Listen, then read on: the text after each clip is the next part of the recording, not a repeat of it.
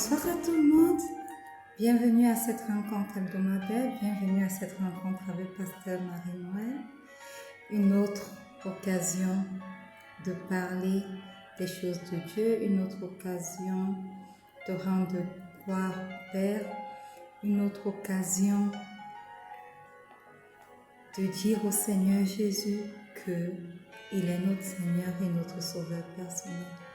Seigneur, nous voulons te rendre grâce pour cette opportunité que tu nous accordes encore ce soir. Merci parce que tu dis que là où plusieurs sont réunis, toi tu es présent. Merci pour ta présence. Merci parce que tu règnes. Merci parce que tu es assis sur ton trône. Saint-Esprit, nous t'invitons à venir prendre le total contrôle. Toi qui es le guide, guide-nous. Toi qui es l'enseignant par excellence, enseigne ce soir. Touche la vie de quelqu'un. Transforme la pensée de quelqu'un, renouvelle la pensée de quelqu'un. Que ta parole qui sorte ce soir puisse sortir avec puissance et acuité et qu'elle ne rentre pas à toi sans avoir atteint le but pour lequel elle est sortie. Manifeste-toi encore ce soir, Esprit de Dieu, au nom puissant de Jésus. Amen. Une fois de plus, bienvenue. Quelle que soit la plateforme où vous nous écoutez, où vous êtes en train d'essayer de vous connecter, ou alors où vous êtes déjà connecté, bienvenue. Alléluia. Et ça fait 2 semaines que nous avons commencé avec une nouvelle série. La série est intitulée « Perdre, souffrir, sacrifier et mourir ». Et la semaine passée, nous avons parlé de perdre. Aujourd'hui, par la vertu du Saint-Esprit, nous allons parler de souffrir, de la souffrance dans la vie du chrétien. Pourquoi Dieu veut que, en tant que chrétien, nous éprouvions de la souffrance. Alléluia. Aujourd'hui, le christianisme est cette religion qu'on promeut comme la religion de la prospérité, la religion de la foi, la religion du bien-être, parce que viens à Christ et tu vas être béni. Mais ce côté souffrance n'est pas souvent enseigné aux chrétiens. Philippiens 1, le verset 29 dit, j'espère que vous avez vos Bibles ce soir, nous allons lire. Vous avez également vos stylos, vos papiers pour noter. Donc Philippiens 1, le verset 29 dit, « Car il vous a été fait la grâce par rapport à Christ, non seulement de croire en lui, mais encore de souffrir pour lui. » 1 Thessaloniciens 3, dit, « Afin que personne ne soit ébranlé au milieu des tribulations présentes, car vous savez vous-même que vous êtes destinés à cela. » Si nous sommes chrétiens, la Bible nous dit que non seulement de croire en Christ, mais encore de souffrir pour lui. Ce qui signifie que quoi? Ce qui signifie que il y a un volet de la vie chrétienne où nous sommes appelés à souffrir pour Christ. Afin que personne ne soit ébranlé au milieu des tribulations présentes, car vous savez vous-même que vous êtes destinés à cela. Nous sommes destinés à quoi? Nous sommes destinés aux tribulations. Et les tribulations ne sont pas faciles, n'est-ce pas? Les tribulations représentent une forme de souffrance. Et nous sommes destinés aux tribulations. Alors, arrêtons de croire en cette doctrine moderne du christianisme qui dit que nous sommes appelés à être bénis, nous sommes appelés à être prospères, mais oubliant que, bien que nous soyons appelés à être bénis et prospères, nous sommes également appelés à souffrir pour Christ. Alléluia. Amen. La souffrance est réelle dans la vie du chrétien. L'apôtre Paul, d'ailleurs, a beaucoup parlé de souffrance dans ses lettres. Amen. Il a été assailli de problèmes, il a été persécuté, il a été battu, frappé à de nombreuses reprises. Quand quelqu'un est frappé, cela ne représente-t-il pas une souffrance? Quand quelqu'un passe par des tribulations, cela ne représente-t-il pas une forme de souffrance?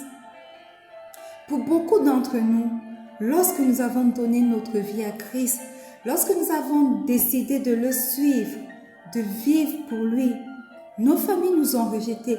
N'est-ce pas une forme de souffrance? Oh que si, et oui, en tant que chrétien, il y a un volet souffrance que nous allons traverser obligatoirement. Lorsque nous regardons à notre Seigneur Jésus, nous voyons un volet de sa vie sur terre qui était formé de prédication, d'enseignement, de guérison, de miracles. Et nous voyons qu'il y a une autre deuxième phase de son ministère qui a été éprouvée de diverses formes de souffrance. Le Seigneur Jésus a été rejeté par la communauté des Israéliens. Il a été trahi de Judas, son propre disciple. Il a même été abandonné par ses disciples qui disaient, qui juraient qu'il aimait, qui ne pourront jamais l'abandonner. Il a été renié par Pierre. Les pasteurs, les sacrificateurs, les pharisiens l'ont rejeté, ont dit des mensonges contre lui, ont conspiré pour sa mort. En plus de cela, il a été infligé de douleurs par les coups, les rois des soldats romains. Et comme si ça ne suffisait pas, il a même dû éprouver des douleurs psychologiques. Parce que la Bible dit que au jardin de Gethsémani, sa sueur s'est transformée en sang. Parce qu'il disait au Père, Père, si cela est possible, éloigne ces coupes de moi. Il a été psychologiquement tourmenté par l'imminence de la mort. Il a encore été sujet à la croix, à l'horreur de la crucifixion.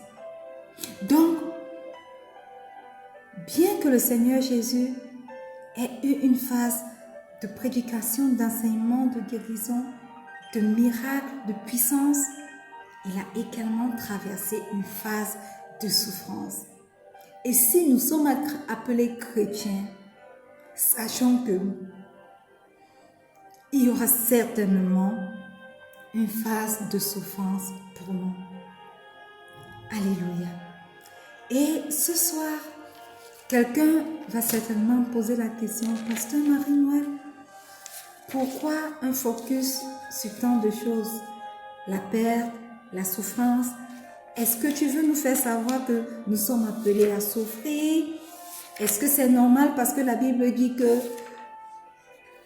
il a payé pour tout afin que nous puissions jouir d'une meilleure condition que lui? Vous allez certainement me poser la question, pourquoi est-ce que nous devons encore souffrir? Alléluia. Il est important, bien-aimés, que nous sachions que nous allons souffrir. Il est important que nous sachions que nous allons certainement traverser l'obscurité, les difficultés, et il nous faut survivre à ces difficultés, à cette obscurité-là. Alléluia. Amen. Alors ce soir, nous allons identifier 5, selon la limite du temps, 5 à 6 raisons pour lesquelles notre Seigneur permet que nous éprouvions de la souffrance. Bienvenue à tous ceux qui sont connectés, quelle que soit la plateforme où vous nous voyez, où vous êtes connectés. Bienvenue, bienvenue, que ce soit sur Instagram. S'il vous plaît, faites-nous une faveur, partagez afin que beaucoup d'autres personnes puissent également écouter cette exhortation. Alléluia. Alors, raisons pour lesquelles je veux que nous éprouvions de la souffrance. Je ne vais pas vous dire que ce sont toutes les raisons que je vais vous donner ce soir, mais je vais vous donner quelques raisons qui vont permettre d'éclairer nos lanternes. La première raison que je veux donner, que je veux partager avec vous aujourd'hui par la vertu du Saint-Esprit, c'est que Dieu veut que nous éprouvions de la souffrance parce que cela nous rend parfaits. Amen. Hébreux 2:10 dit: il convenait en effet que celui pour qui et par qui sont toutes choses et qui voulait conduire à la gloire beaucoup de fils éleva à la perfection par les souffrances le prince de leur salut. Le mot perfection ici signifie être complet. Nous sommes incomplets sans souffrance. Alléluia. Voilà pourquoi on dit beaucoup de fils éleva à la perfection par les souffrances le prince de leur salut. J'espère que vous conviendrez avec moi que quelqu'un qui a connu la souffrance réfléchit, agit différemment de quelqu'un qui ne l'a jamais connue. Et j'aimerais dire que celui qui n'a jamais connu la souffrance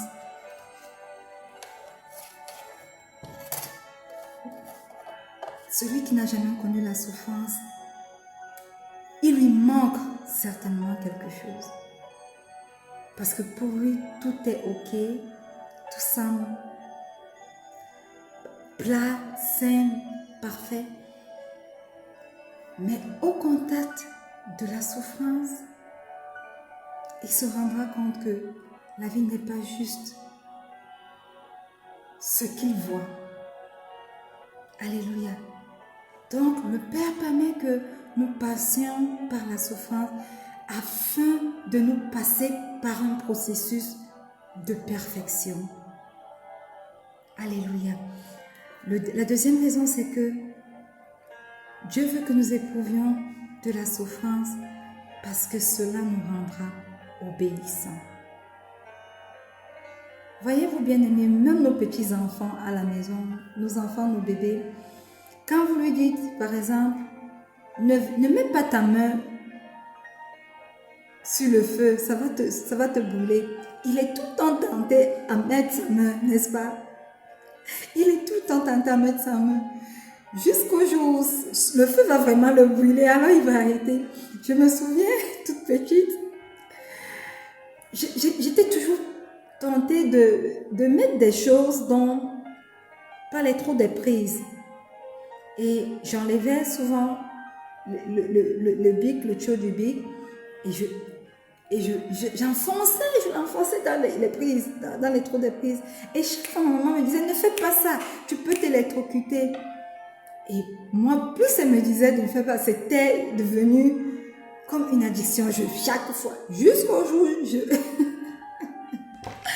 j'ai enfoncé ce tuyau de bic dans un des trous de la prise et qu'une décharge électrique, le courant m'a frappé. Et là, je n'ai plus jamais refait cette chose. Voyez-vous, c'est la même chose pour nous. Des fois, le Seigneur nous appelle, le Seigneur nous conduit, il nous dit des choses, mais nous choisissons de ne pas l'écouter. Nous choisissons de marcher selon notre propre volonté. Alors, des fois, le Seigneur nous frappe, il permet que la souffrance entre dans nos vies pour commencer à obéir. Hébreux 5:8 dit: bien qu'il fût fils, il a encore appris l'obéissance par les choses qu'il a souffertes. Voyez-vous, La souffrance est une bonne école pour l'obéissance.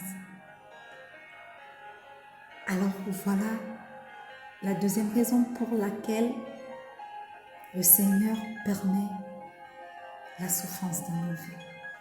Alléluia. Beaucoup de personnes sont devenues obéissantes et ont servi le Seigneur seulement à cause de certaines expériences douloureuses qu'elles ont vécues. Et oui, moi, je suis revenue dans le Seigneur après m'en être vraiment égarée, rétrogradée pendant plusieurs années à cause des expériences, d'une expérience particulièrement douloureuse que je crois j'ai déjà eu à partager ici dans le cadre de cette rencontre avec Pasteur Marina. Je ne vais pas revenir dessus. Alléluia. La troisième raison ce soir pour laquelle le Seigneur permet que nous soyons éprouvés par la souffrance, c'est que cela nous rapprochera de Dieu. Et oui, la souffrance nous rapproche de Dieu. Philippiens 3,10 dit, afin de connaître Christ et la puissance de sa résurrection et la communion des souffrances, étant devenu conforme à lui dans sa mort. Et oui, il y a une certaine communion dans la souffrance. La souffrance crée une communion entre ceux qui ont connu les mêmes souffrances. Voilà pourquoi lorsque vous traversez une épreuve difficile, il est plus facile pour vous de comprendre ceux qui traversent la même épreuve. Il est plus facile pour vous d'aller vers eux et d'être un réconfort pour eux, de les aider. Pourquoi? Parce que dans la souffrance, il y a de la communion. Dans la souffrance, vous avez appris. Et aujourd'hui, quand vous voyez des personnes souffrir parce que vous avez traversé, cela crée en vous une communion. Alors, de la même façon que nous rapprochons des personnes qui ont traversé les mêmes souffrances que nous, de la même façon, la souffrance en nous rapproche de Dieu. N'avez-vous pas remarqué, bien-aimés, que c'est lorsque nous passons par des moments difficiles que nous crions le plus au Seigneur? C'est lorsque nous passons par des épreuves, par des tourments, par les tempêtes, l'obscurité de ce monde, que nous recommençons à lire notre Bible, que nous prions, que nous disons Saint-Esprit, va avec nous, que nous faisons des déclarations, des confessions. Mais la plupart du temps, quand tout va bien, quand il n'y a pas de souffrance, on devient des chrétiens moyens, ordinaires, qui ne faisons plus ce pas chaque jour quotidiennement à la rencontre du Père. Alors oui, quand le Père veut que nous revenions à lui, il permet que nous passions par la souffrance. Alléluia. La quatrième raison, c'est parce que Dieu permet que nous passions par la souffrance, parce que la gloire arrivera. La gloire viendra. Alléluia. On a l'habitude de dire dans notre jargon, après la pluie, le beau temps, n'est-ce pas? Alléluia. 2 Corinthiens 4,17 dit, car nos légères afflictions du moment produisent pour nous au-delà de toute mesure du poids éternel de gloire. Waouh, au-delà. 1 Pierre 1,11 dit, voulant sonder l'époque et les circonstances marquées par l'Esprit de Christ qui était avec eux et qui attestait d'avance les souffrances de Christ et la gloire dont elles seraient suivies. D'abord la mort sur la croix, puis aujourd'hui le nom au-dessus de tous les noms, le nom de Jésus. Amen. 1 Pierre 4,13. Réjouissez-vous au contraire de la part que vous avez aux souffrances de Christ, afin que vous soyez aussi dans la joie et dans l'allégresse lorsque sa gloire apparaîtra. Alors, oui, bien-aimés, notre Père qui est dans les cieux permet que nous éprouvions de la souffrance parce que la gloire arrivera après la souffrance. Amen. La cinquième raison, je pense la dernière ou bien l'avant-dernière pour ce soir, l'avant-dernière, c'est que Dieu veut que nous éprouvions de la souffrance afin de devenir humble. Oh my God, afin de devenir humble. Rappelons-nous qu'il résiste aux orgueilleux. Notre Dieu résiste aux orgueilleux. Et qui est le père des orgueilleux? Satan lui-même. Satan est orgueilleux de nature. Alléluia. Il est le roi. Job 41, 34, en sa partie B dit, il est un roi sur tous les enfants de l'orgueil. Parce il a une nature d'orgueil. Et c'est ce défaut de nature satanique qui est la source de tous nos maux aujourd'hui. Alléluia. Même après notre salut, nous sommes constamment aux prises de cette influence démoniaque qui cherche à dominer notre caractère et notre personnalité. C'est la raison pour laquelle le Seigneur nous conduit tout au long d'une route pour nous permettre de devenir humbles et nous pousser à avoir confiance en nous. Alors, pourquoi Dieu permet-il la souffrance dans nos vies? Afin que nous devenions humbles, afin que nous ne nous revêtions pas du manteau de l'orgueil, afin que nous apprenions à vivre pour lui, à marcher humblement, à lui donner gloire pour toutes choses qui surviennent dans nos vies, à lui donner gloire pour tous les accomplissements de nos vies, dans nos vies. Alléluia. Lorsque nous allons apprendre que si nous avons passé à cet examen, c'est parce que la grâce de Dieu repose sur nous. Alors, nous n'allons plus dire que ce n'est pas mes propres efforts ou non. Lorsque nous allons comprendre que si nous sommes dans une certaine position, c'est parce que Dieu lui-même a orchestré cela pour nous. Alors, nous allons comprendre que le nous n'a rien à voir. Le moi va mourir, est mort, et que le Seigneur vit en nous. Et que tout ce que nous faisons, c'est uniquement par sa grâce. Alors, la cinquième raison, comme je le disais, parce que le Seigneur veut travailler notre caractère et nous rend humbles à travers la souffrance. La dernière raison que je vais citer ce soir, c'est que Dieu veut que nous ressentions de la douleur, car il veut nous éprouver. Et oui, notre Seigneur est un Dieu qui nous éprouve. Il nous éprouve très souvent pour voir si nous pouvons tenir. Il nous éprouve pour savoir si, lorsque nous lui disons « Seigneur, nous t'aimons », est-ce que nous l'aimons vraiment? Deutéronome 8:2 dit « Souvenez-vous de tout le chemin quand l'Éternel, votre Dieu, vous a conduit dans le désert. Pendant ces 40 années, afin qu'il vous humilie, vous teste, afin de savoir ce qui était dans votre cœur, si vous souhaitiez garder ses commandements ou non. » Oui, le Seigneur nous éprouve. Il permet la souffrance dans nos vies, tout comme il a permis pour son peuple, le peuple d'Israël dans le désert, pour nous éprouver. Alors, arrêtons de nous plaindre chaque fois qu'une situation difficile survient.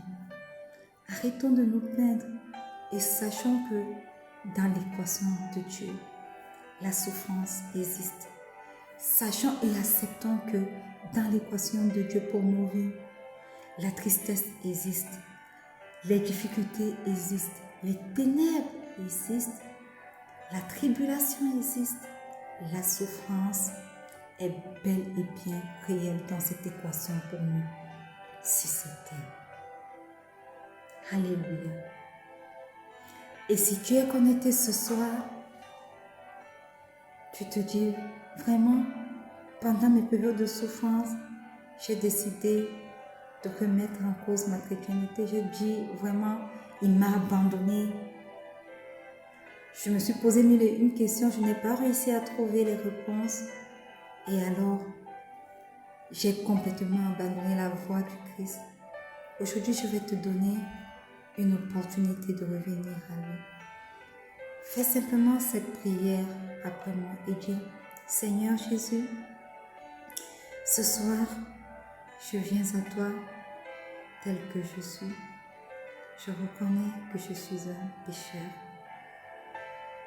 Je reconnais aussi, Seigneur Jésus, que tu es mort sur la croix pour mes péchés.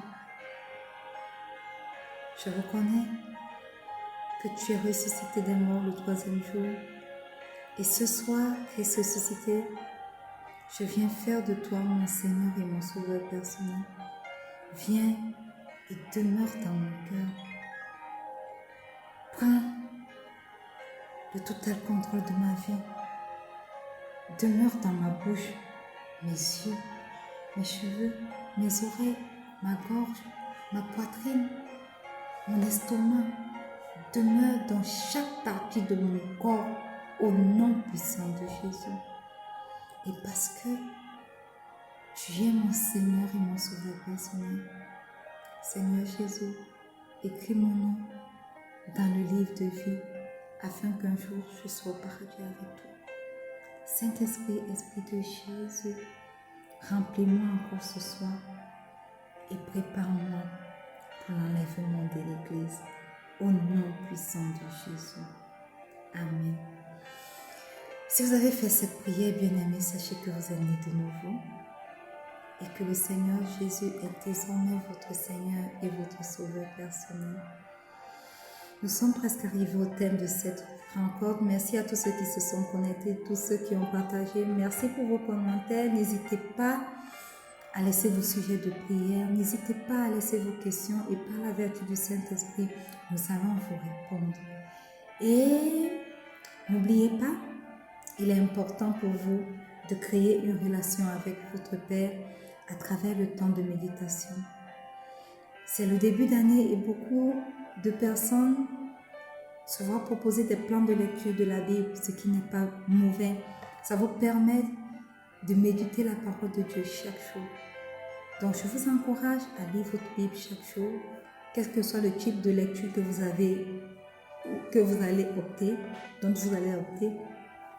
Lisez votre Bible chaque jour, parce que quand vous avez ce moment de lecture et que vous pouvez méditer cette parole-là, alors elle crée l'atmosphère propice pour que vous puissiez dialoguer avec votre Père à travers la prière.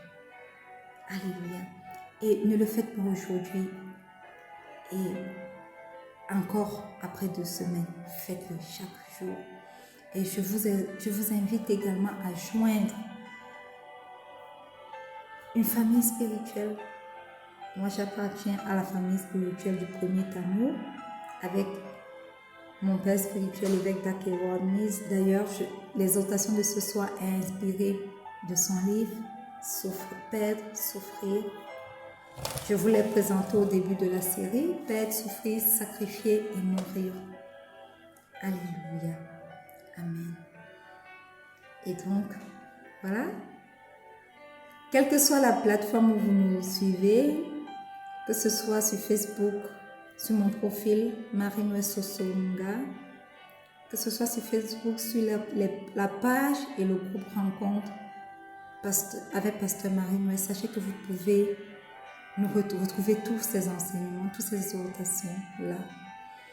Vous pouvez également les retrouver sur Instagram, sur Twitter, sur YouTube en tapant simplement Marie-Noël Soso.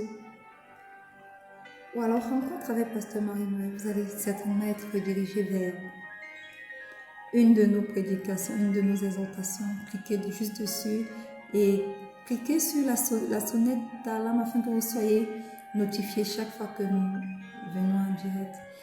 Amen. Donc, merci de vous être connectés, mais je ne vais pas vous laisser sans avoir prié pour vous. Et donc, la bénédiction de ce soir est tirée du livre de 2 Corinthiens 9, le verset 8. Il est écrit: Dieu peut vous combler de toutes ses grâces afin que vous possédiez toujours à tout point de vue de quoi satisfaire à tous vos besoins et que vous ayez encore en abondance pour toute œuvre bonne. Étendez vos mains vers moi tandis que je tends les mains vers vous.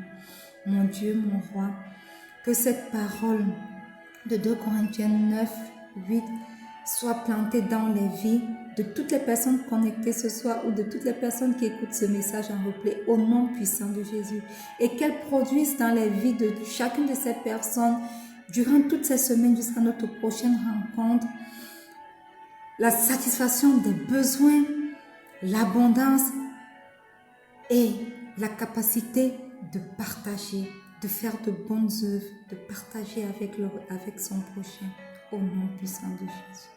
Amen. Soyez bénis. Sachez-le, je vous aime très fort, mais sachez-le, le Seigneur Jésus vous aime encore plus fort. Amen. Shalom.